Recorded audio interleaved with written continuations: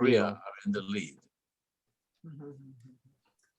Not that it's a competition.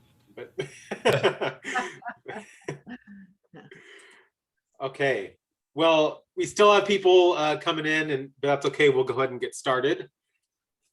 Welcome to the last day, day 6 of the Claremont Eco Forum, this 14th International Forum on Ecological Civilization.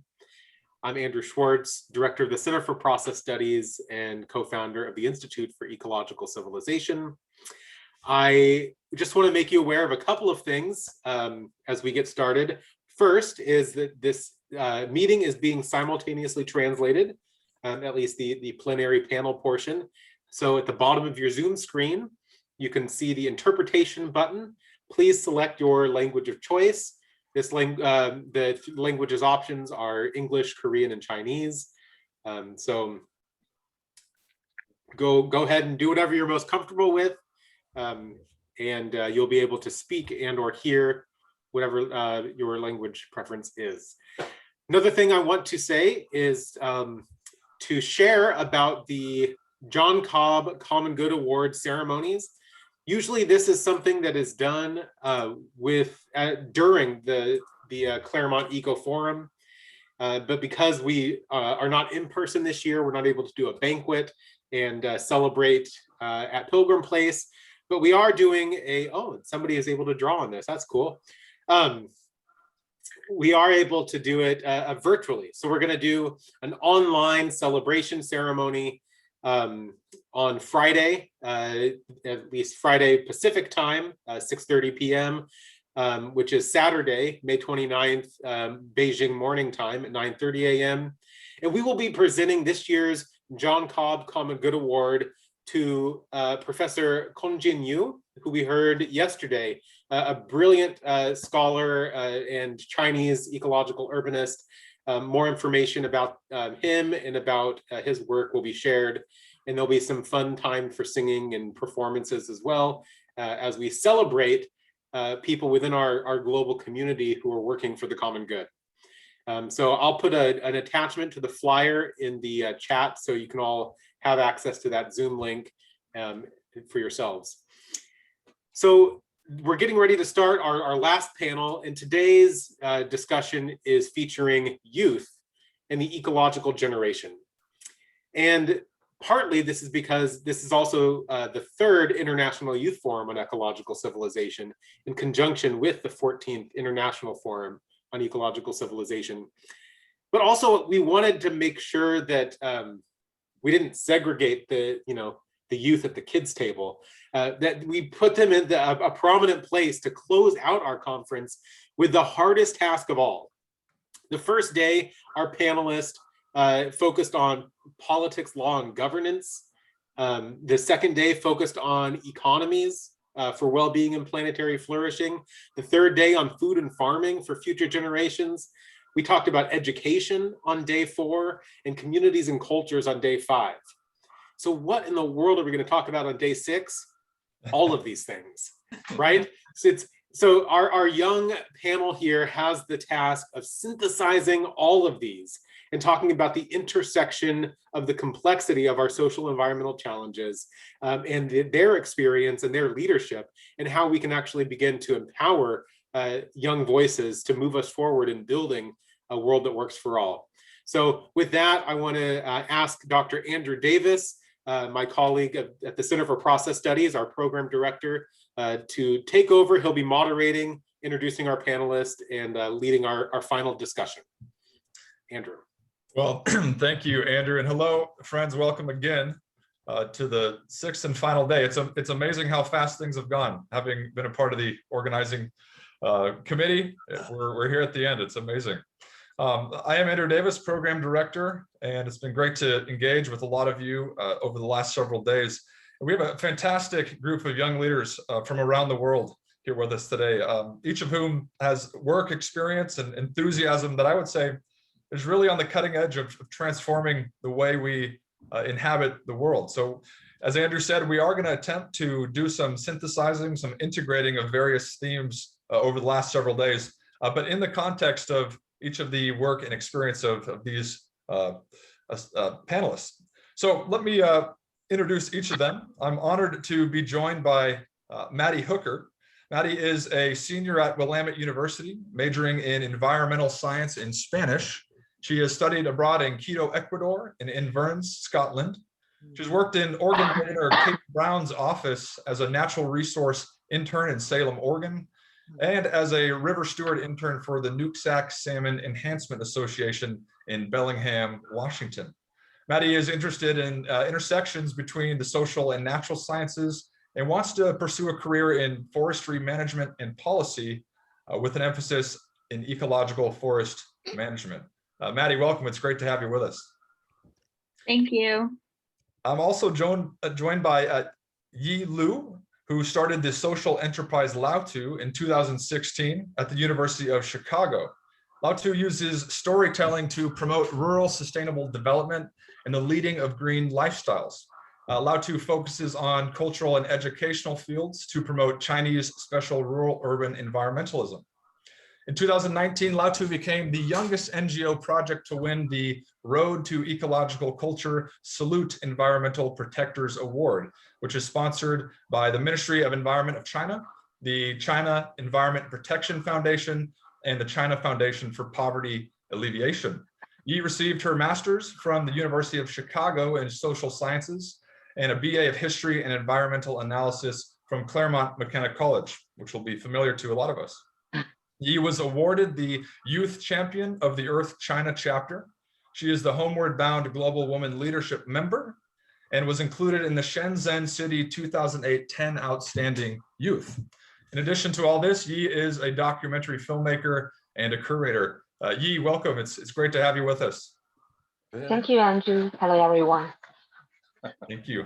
I'm also joined by Tristan Norman, who is a 2020 graduate of Hendrix College with an interdisciplinary major in social entrepreneurship and innovation. He focused in particular on Asian Pacific development and climate adaptation. While at university, Tristan grew interested in Alfred North Whitehead's process philosophy and was a Tomodachi Kekahashi Inao scholar to Japan and an international student at United International College of Zhuhai, China. He is a climate reality leader and recently worked as a UN Secretariat intern in the youth unit at the UN Department of Economic and Social Affairs at the United Nations headquarters in New York. At the UN, Tristan worked on issues related to the impact of COVID-19, climate change, and digital and frontier technologies on young people and future generations. He's passionate about following future global trends, green growth, and youth empowerment. Tristan, great to have you with us. Excellent. Thank you very much, sir. And certainly, last but not least, is YunSeok Jang, who is an ecocide activist researcher focusing on the climate crisis and ecocide in particular. He's a member of the Green Party Korea Climate Justice Committee entitled Youth Climate Emergency Action. He studied environmental sociology and ecological economics at Sungkong Ho University. His current research addresses the institution of green transition in Korea with particular focus on global ecocide of Korean companies and government. Most recently, he's been campaigning against the construction of a coal power plant in Vietnam. And his work, I would say, in many ways represents his dream of green peace and transition away from ecocide. So again, welcome to all of you. And let me remind the audience that we aim to be dialogical, we aim to be interactive. So those of you who are watching, if you do have questions, please feel free to submit them in the chat function. And then my colleagues will be making sure I have those questions. So after hopefully about 60 minutes of conversation, we'll be then moving to the breakout groups as we have in the previous few days. So as we get started, I'd like to begin by personalizing this discussion a bit, particularly within the context of each of your work. It seems to me that the youth are confronted with all manner of options when thinking about career paths, when thinking about how to spend their life, the majority of which are, I would think, far removed from some of the important work that you're doing. And perhaps I'm saying that you're rare. And so I'm curious, and I'd like to think that our audience is curious as well as to how did you get personally involved in this kind of work? And what does it mean to you to be counted among those youth whose leadership is really stimulating the emergence of of an ecological generation. And Yi, I wonder if we can begin with you. Lautu Wow, okay. emphasizes the value of narrative and story. And in part, what is your own story as to founding Lautu? How did that happen? Can I speak in Chinese and get yeah have the interpretation? Okay, thank you interpretation. 大家早上好，我是罗毅。 Okay, good morning, everyone. I'm Luo Yi. It's my great pleasure to come to the Youth Forum. I attended the university in Claremont, and I grew there for the last 10 years. So I always talked about how teenagers can change the community. In China, the situation is not very optimistic. In the US, we talked about the millennial, and also in China, we talked about people born in the 80s. So the youth, the word, is not always positive to me in my life. So it's not very academic term. So the youth is a settled situation, a period of time. So I came from a large city in China, which is called Shenzhen, and it develops very rapidly in terms of economy, and also it has big cultural influence. And when I came to Claremont, I began to think about the culture, the community, the ecology, these concepts. And after I thought about these topics, I became interested in environment subject. But in China, in 5 to 10 years ago, people only focus on the pollution solution and the ecological protection.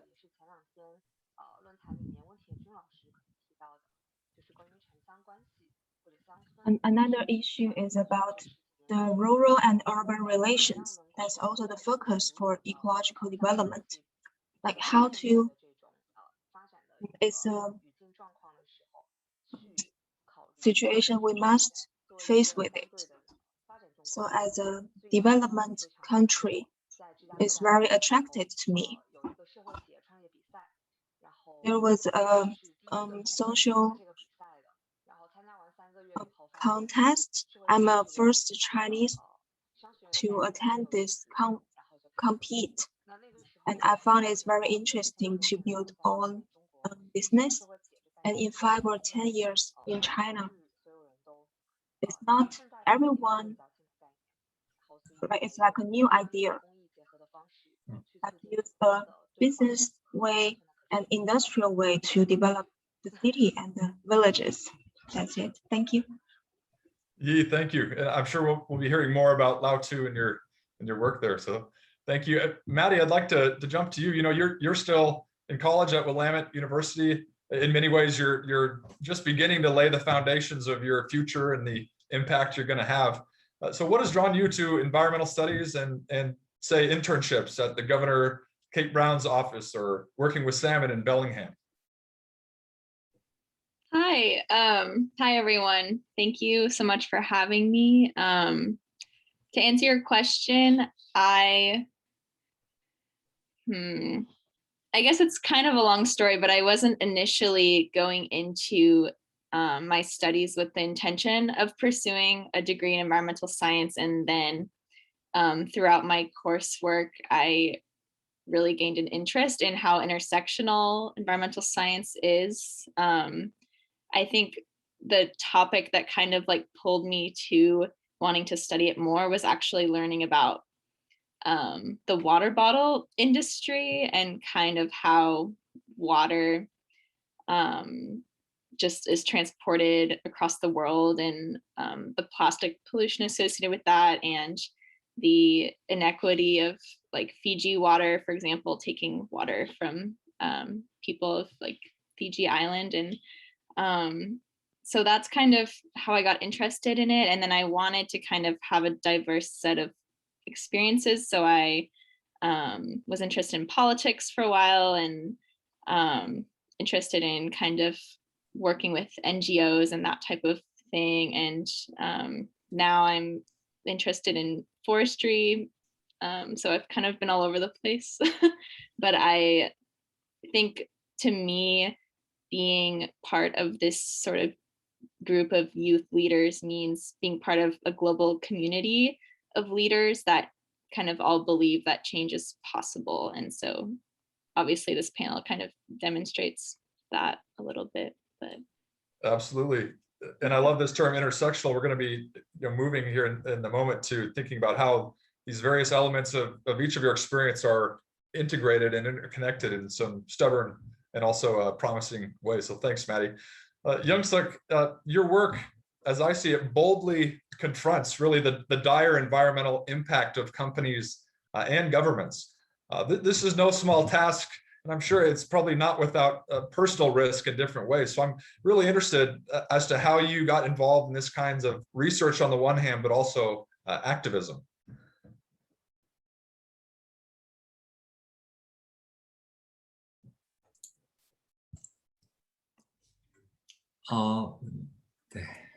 Well, nice to meet you. I'm YunSeok, YunSeok. Well, I want to start by saying that I have come to a nexus of research and activism, because in the climate change,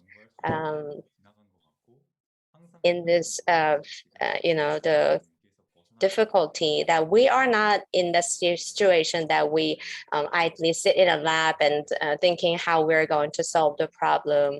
And then I'm working with the activists who are, not eating anything to protest against environmental impact.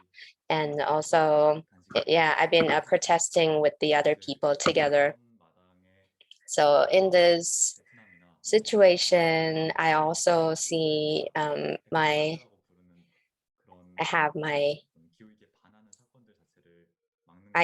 seen that ecocide in Vietnam and in other parts of the the globe, and that is something that we have to tackle together.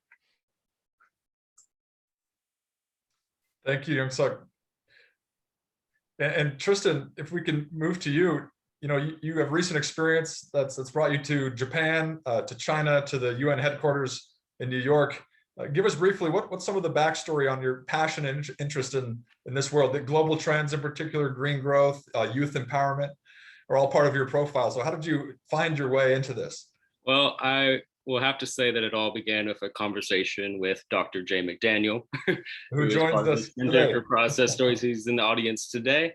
I was a freshman, and he introduced me first to process thought and Alfred North Whitehead, and particularly this idea of ecological civilization. And I was really amazed by the idea of interconnected systems and interconnectivity between different peoples and the environment and the interplay of those two. And I thought that was really a wide, eye-opening view for me to have while I was a student there. And so at the time, I was taking courses in business and social science and economics, and I wanted to try to find a way in which we could have sustainable growth and we could have a great quality of life, having access to resources and all the needs that we need to have in order to live a well-lived life, but without sacrificing our environment. But the rhetoric and the dialogue I had in the West was interesting because it was mainly focused on economic growth and sort of like hard economic concepts. But one thing that was interesting about China and other parts of Asia was they were trying to integrate traditional knowledge about the environment and really reconcile worldviews and to bridge them together. And I thought that was absolutely fascinating. So really my motivation for going to Asia was first to Japan and then to China, because we seem to operate in the West and the United States in particular, a deficit of knowledge about Asia and how they operate and what their worldview is. And so I went over there to study at university and to be invited to Japan as a scholar and to really get to know the people there and get to know young people that are my age that are also concerned about issues such as climate change or biodiversity loss or even inequalities. And so through meeting these people and doing research in these places, I came to the understanding that I was not only a United States citizen, but I was a global citizen. And the fact that whenever I went back to the United States, whenever I think about climate change or whenever I think about inequalities, I think about the people that I met in China or the people that I met in my travels. And so whenever the coronavirus pandemic happened, I had just finished doing my thesis on climate change adaptation and resilience in China and Japan. And it threw a wrench in my whole entire project because this external force, this external factor, this virus that came out of nowhere really impacted and changed the global systems of the world to where we had to rethink everything differently. And at that time, I had been interviewing UN Assistant Secretary General at the United Nations for my thesis research, and we developed a friendship. And then I found that there was an opening within the youth unit at the United Nations. And so I applied and was accepted. And there I was able to see just how much the coronavirus pandemic had impacted young people in particular, and how sometimes even in recovery and even whenever we imagine how bad it has been and how bad it has changed people's lives, young people are disproportionately impacted by the pandemic, whether it's mental health, education, future of work, and how they relate to each other. And so knowing that and realizing that, I was inspired to go to work at the UN and to listen to young people all around the world and listen to their concerns and their ideas, and then to try to be a connector and a channel to build back a better and more green recovery and try to imagine what the future we want and the future we need for future generations. Because if we were unprepared for the coronavirus pandemic, we are definitely unprepared for the climate crisis. And that was a great litmus test to show how resilient we really are. And so a lot of my motivation is, I know what kind of world I want in the future, and I know what kind of world I want for my children. And so doing this kind of work, meeting with young people, just feels natural because we're protecting what we love and we're protecting each other. So thank you. Brilliantly and beautifully put, Tristan and Jay McDaniel, kudos to you for the fruits of your labor here. Thank you all. Let's transition the conversation a little bit. If we've laid some of the personal background, which was beautifully put by each of you, let's think about some of the interconnections then of your work. And in particular, I'd be interested to hear a little bit about how we see social problems being related to environmental problems, or put differently, how is the work that you're doing inherently interdisciplinary? And Maddie, maybe I'll go to you first, because you've mentioned already this notion of the intersection of different domains of research and career paths, in a sense. So environmental science in Spanish is something you integrate, but also ecological, forest management, and policy. So I'd be interested to see how do you see these related or informing each other, and maybe give us an example or two from either your internship in Salem or Bellingham. Thank you, Andrew. Yeah, I think inherently it's kind of hard to see environmental science and particularly ecological civilization and this kind of like picture we have of what this future will look like as being not interdisciplinary, because it's so just between like social systems, economic systems, and environmental systems. There's like so much interconnectedness, and there's no way to kind of isolate one without looking at the others. I would say particularly of the youth generation and the rise of movements like the Black Lives Matter movement, I would say environmental justice and environmental racism have kind of come to the forefront of this intersection and kind of have been on my mind a lot lately, I would say. I don't know if that answers your question. It does. You brought in elements that I wasn't thinking about. So no, I think that's perfectly coherent. Thank you, Maddie. Yi, I'd like to turn to you. Lautu, as a social enterprise, it works deliberately across cultural, educational, environmental, and economic development. It does so to promote special rural urban environmentalism. So I'd be really interested to hear about what are some of the examples of the cultural, educational, environmental, and economic dimensions of Lautu's work. Can you give us a few core examples of how those come to play? Yeah, sure. So one main place that we work on is called the uh, National Nature Preserve, where pandas live, and people there have been living there for more than 2,000 years, and they are Tibetans mainly. So what we see there, there are two pairs of conflicts. One is how to balance the uh, livelihood of farmers and the panda protection. And the second conflict is that how to balance the problems brought by the commercialization and the new modern lifestyle and the traditional lifestyle or the culture part.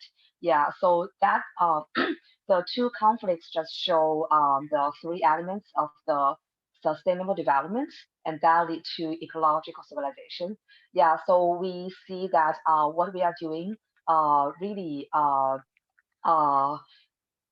aligns with the ecological civilization that the NEP promotes for. Yeah, so the conflicts between the environmental protection or more conventional parts really, yeah, very close with the social welfare. Thank you. Yeah, it seems such a fascinating social enterprise, and it's all wrapped in a sense in this concern for narrative and story. And I want to return to that here in a little bit, but thank you, Yi. YunSeok, I'd like to turn to you. Your profile blends various things. You have environmental sociology and economic or ecological economics on the one hand. You have research on the one hand, activism on the other, or theory and practice. So I'd be interested if you could speak a little bit more to the relationship to these in terms of the current work that you're endeavoring. For example, the coal plant in Vietnam. Could you fill us in a little bit on that?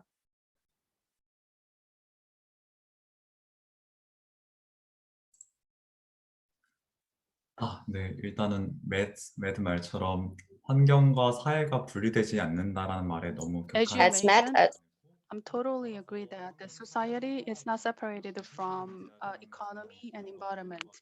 So whether it is the environmental the economics or the climate study, I think they talk about the same thing.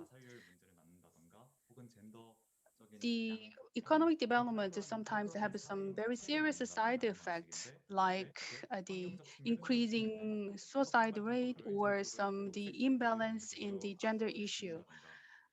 So they have, one good example is that the power plant construction. They try to introduce the gray industry to some underdeveloped countries to make a rapid economic development. So to understand the crisis that we are facing and move forward to the future, that we have to cut our relations with the areas that have been closely linked to unfair asset and unfair political power. Yeah, that's it. Thank you, YunSeok.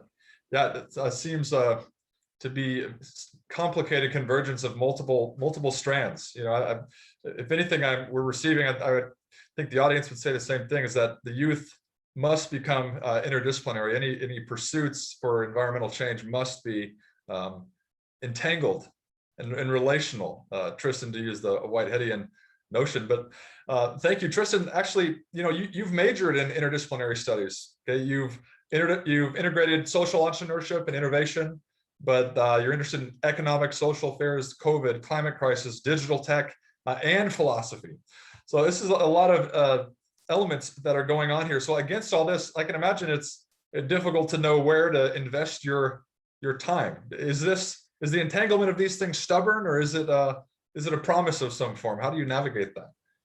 Well, it is both stubborn and promise, because if people tell me you're focused on too many things, I say you're focused on too little things. Everything's interesting if you take some time to read about it and learn about it, and to listen to people and to understand people and to understand people's concerns about everything. And so doing this interdisciplinary, this transdisciplinary kind of work is the future of education. Basic way, yeah, this future of education, and it's the future of work. Because the problems that we are faced today, whether it's related to the coronavirus pandemic or climate change or rapid technological change, is really indicative of how our systems react to shocks and how they interact together. And so no event in this world is isolated from any other event. You know, Whitehead's, you know, relationality, it's very true. And we've seen that during the pandemic and in our future with climate change, is that we have to be very intentional that we do not box ourselves into disciplines or into areas of focus that do not share ideas. And one of the things that I noticed whenever I was taking business and economics courses is that the Sustainable Development Goals championed by the UN, climate change, this idea of inclusive social development, this respect for justice and for rights, is very little talked about. And I always thought that was the strangest thing in the world, because if you're running a business or if you are an economics major, you should be concerned about people, because people are what bring you profit at the end of the day, but also people's opinions of how economic systems and how business operates is changing quite rapidly, and that there's more expectations and more concerns about the future. And so for young people, while you're pursuing your education, it's important to know a little bit about everything and figure out how it fits together, because otherwise you have silos of disciplinarianism or silos where people aren't wanting to listen to each other because you have to have this credential, this certificate. We are well beyond that and the problems that we are facing today. And with the climate crisis and ecological civilization in general, we have a unique opportunity to really have a dialogue and combine these things together. And so being interdisciplinary and having all of these interests is very important, but not because I enjoy it, but because we have to deal with a lot more than we did a decade ago. Thank you. And I love that. We'd rather focus on too much than too little. I think a lot of us would certainly agree with that. Okay, I'd like to switch gears a little bit to consider some of the major obstacles to youth being empowered in our society.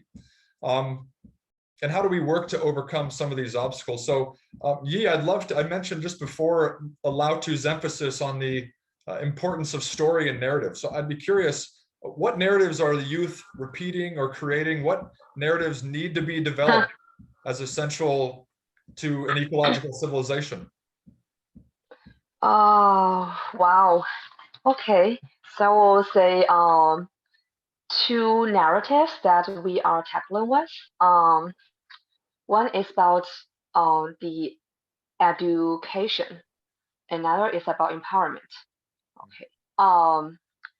So about education, we are talking about nature education, climate change education, zero waste education, and ecological civilization education in China. They are all different names, but I think they aim for the same thing. Yeah, but in the practical part, people really say that I'm doing this kind of education while you are doing another one. So people think they can tag themselves in a small circle to have the status quo, to live in a circle while these all these names aim for the same thing. And another thing is what we are doing now is that the CBD, the UN Biodiversity Convention, will be held in China for the first time in fall. And there are two two narratives going on. One is the MBS, the nature-based solutions promoted by IUCN first, and another one is the empowerment. These two things are connected, just as the second question that the social and environmental good are combined. Yeah, but when I went to different places, like for example, the UN Women said to me that we are from the empowerment narrative, while many environmental NGOs call for the MBS. and I found, the two narratives can be combined together, and people in the practical field thought they are not connected. Yeah, so I think that can be something that we are working on for the past several months and for the incoming several months. Thank you, Yi. Yes, in our previous days, and if the audience has stayed throughout the conference, we've discussed to some extent nature-based solutions, and it's sort of it's dance with this notion of empowerment. So it's extremely important work that you're doing. So thank you. Maddie, one of the things I love about your profile is this emphasis on travel. Okay, you spent some time in Ecuador and in Scotland. It seems to me for the youth, travel, it certainly was for me growing up, travel was a really important part of my awakening to, Tristan, I think you called it being a global citizen. Augustine's famous quote on travel, I love it: "The world is a book, and those who don't travel read only a page." So I'd be interested, Maddie, in your experience, what is the importance of travel for the youth?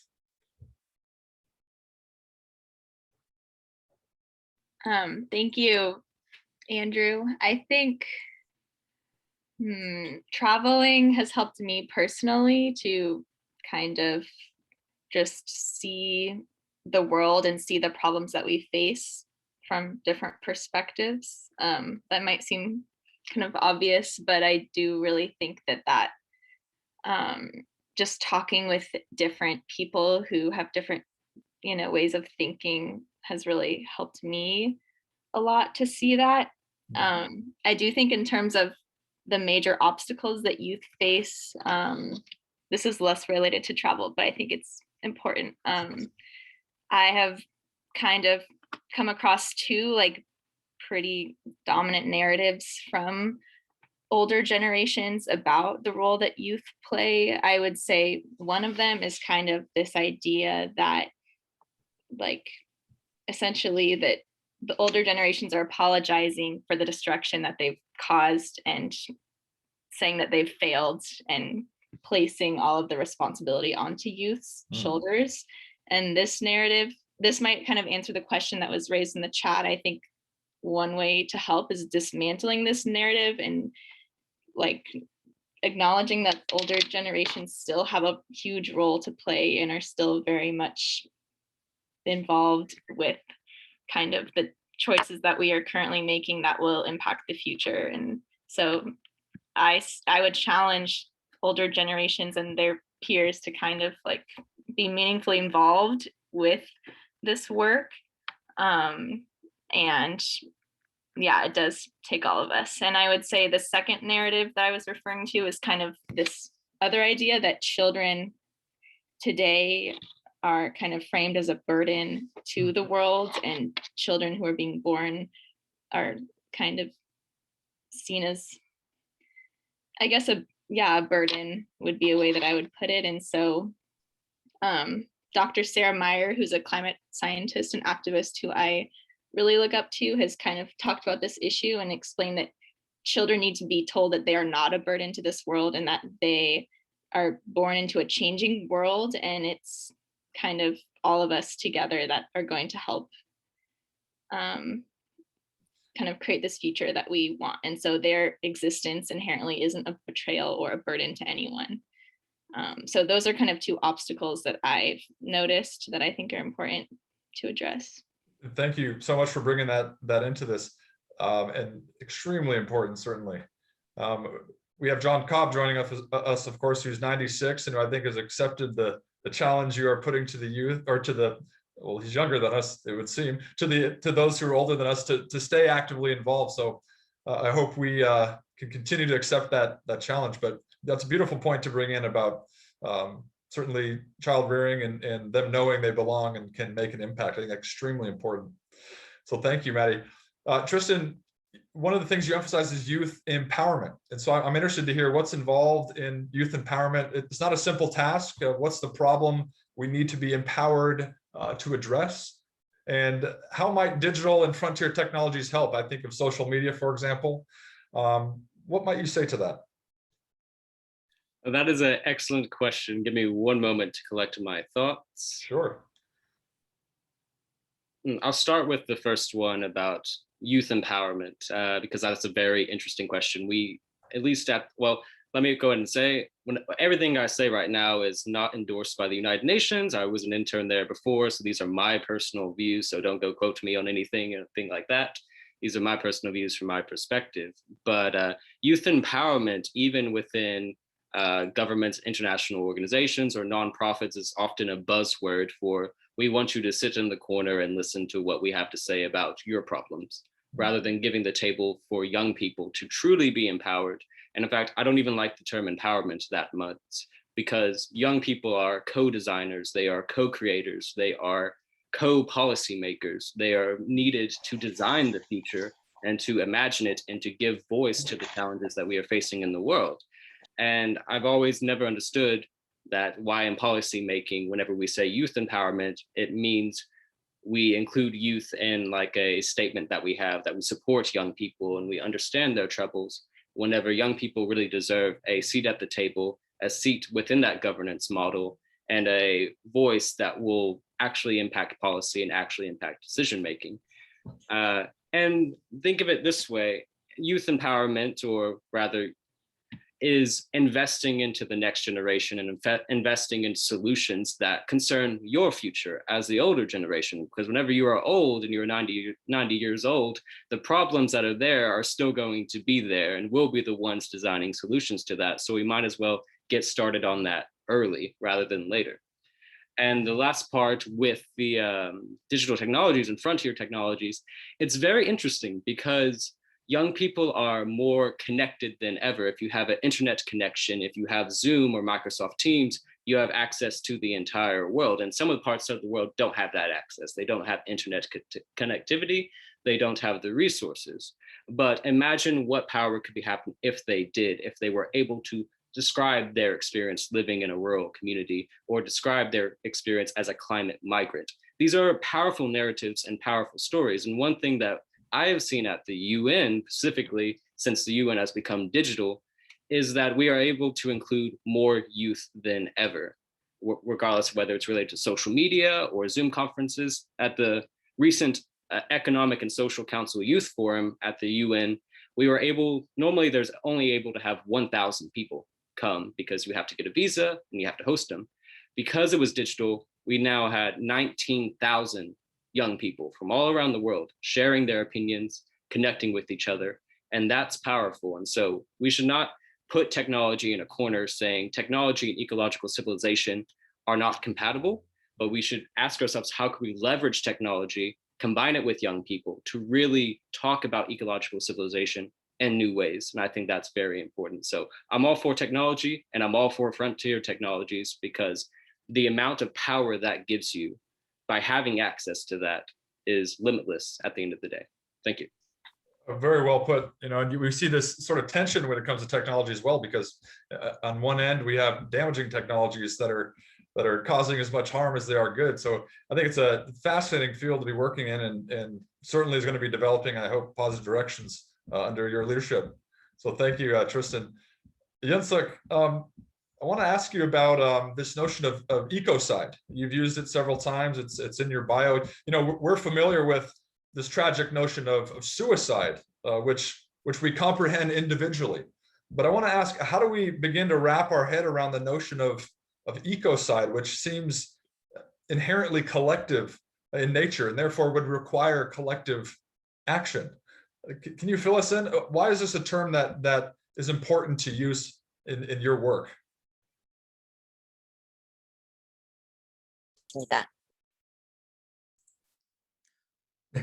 질문에 답변을 드리면, Well, let me answer to your question. We tend to say that the climate crisis, but the environmentalist Eco Thunberg, and also she says that it's ecocide. So it's not about crisis, but we need to consider this as crime, that we're killing the earth. So it's upper level. So Stop Ecocide movement, it's sending these issues to the criminal court, so that we are working together to stop this current development and by designating as a suicidal act.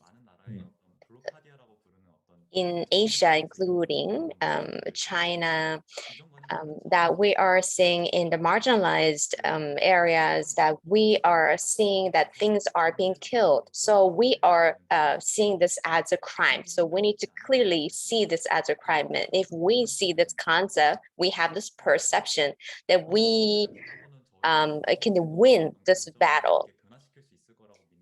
We believe that this perception can make a transition. This issue is not, divided. I live in Korea. However, genocide in Vietnam is my problem. It's not only their problem. We're all connected. From Maddie's comment, as a traveler, I travel a lot. But in Asia, I travel a lot, and it is really important that what I hear and what I listen. I lived in India when I was young, and Asia is, very sensitive to climate change. And the place, some of the place in India is now underwater. So I feel like my hometown is gone. So the people living in this, in this damaged area, we need to think that they are part of us. And digital access is not only positive. We actually, this digitalization is the, two sides of the sword. So we have to also think about it. The digital era is producing more CO2. So we are using technology a lot. However, this kind of invisible use of digitalization is actually degrading the environmental crisis. So this is something we have to think about together. Thank you. Yeah, and that brings up, Tristan, perhaps a resonance and also challenge to some of those comments you're making about technology. YunSeok, thank you. And again, I think those comments undergird the vast interconnected nature of all this, that suicide and ecocide are connected in some sense. I'm reminded of the story of Jewish law. It says, if you take a single life, you take a life of the world. Or you take the life of the world at large. It's sort of this undergirding this interconnectedness. Extremely, extremely important. So thank you. We have about 10 minutes left, and I'd like to turn to some of the questions that are coming in from the audience. And I'd like to return to the question that Maddie addressed, and that was a question about whether or not the older populations are a help or a hindrance, or how they view the youth. What role do older populations have in supporting your efforts? I wonder, Tristan, if you might like to take that on. How can they best support your efforts? Well, I think at the basis, it's acknowledging of every generation has inherited a world that they have not created. Your generation included the generation before you and the generation before you. And so having that humility to realize that you were born into a world with different challenges and different structures and different systems, and even different concerns about the future. Nobody was concerned about climate change a few generations or a few decades ago. But now in our generation, this is the prime focus of really, for a lot of us, especially people that are on this call, we probably think about climate change every single day. And one of the best ways is to engage in dialogue and to engage in really meaningful conversations in which both sides are able to have that understanding of, we have a shared destiny and a shared future, but we also have shared stories. And so it's not a dichotomy of the elderly caused this, or the young people now have to fend for themselves. It's that we have a responsibility to each other. We have a responsibility to create a beloved community, a global citizenry, and that there is no easy way to solve the climate crisis or any of the challenges that we have. And so some of the best way we could do that is promoting dialogue, promoting youth and governance, and really engaging on questions of how do we want to view our future, and how do we include people, and how can we be as inclusive as possible. In the UN, we call it inclusive social development. And so that includes everyone, whether you're an indigenous youth or indigenous elderly, whether you have access to the internet, whether you are a person of disabilities, whether you are any race or ethnicity or speak any language, you have a seat at the table. And so acknowledging that we have shared stories and acknowledging that we have shared solutions, if only we were able to cross this, to engage in dialogue with each other, I think that does amazing work and really brings the level down to we care about each other and we care about our futures. So let's try to find a solution to the problems. Excellent. Thank you. As we are drawing close to about an hour, I really would love to get your responses, each of you, on a kind of closing question. And this is a question I think that is, it has to do with our imaginations. The youth imagine in ways that prior generations do not, partly because achievements in our lifetime are allowing that to happen. So I wonder, let's push out 10 to 20 years from now. Where do you see your work taking you? What are you doing? And what sort of impact are you having? So I'd like you to consider that. And as a follow-up, where do you find hope? And how do you balance this hope with a real pessimism, a real despair that's also living? It seems to me that we need a proper balance between these two to, one, take the issues seriously, but two, also maintain optimism that we can actually make a change. So I think these are very important. Yi, I would like to allow you to begin, if you would. So I wish I can be like Dr. Cobb, that can do the work from now to, yeah, I'm old. Yeah, that's mainly my answer.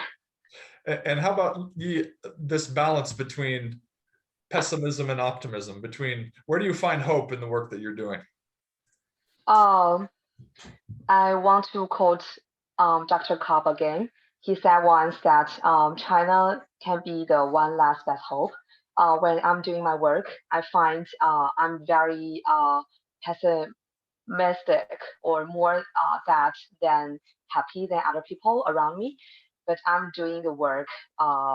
Yeah, so like we can think very deeply, but to take to work in practical parts can be another thing. Yeah, so maybe think pessimistically and act optimistic. Yeah. Beautifully put. Both realistic and optimistic. Okay. Yeah. YunSeok, I wonder, where do you see yourself in 10 or 20 years? You seem to carry a dose of realism with you. Speaking of the reality of and the possibility of ecocide, how do you balance these things? Where do you see yourself going?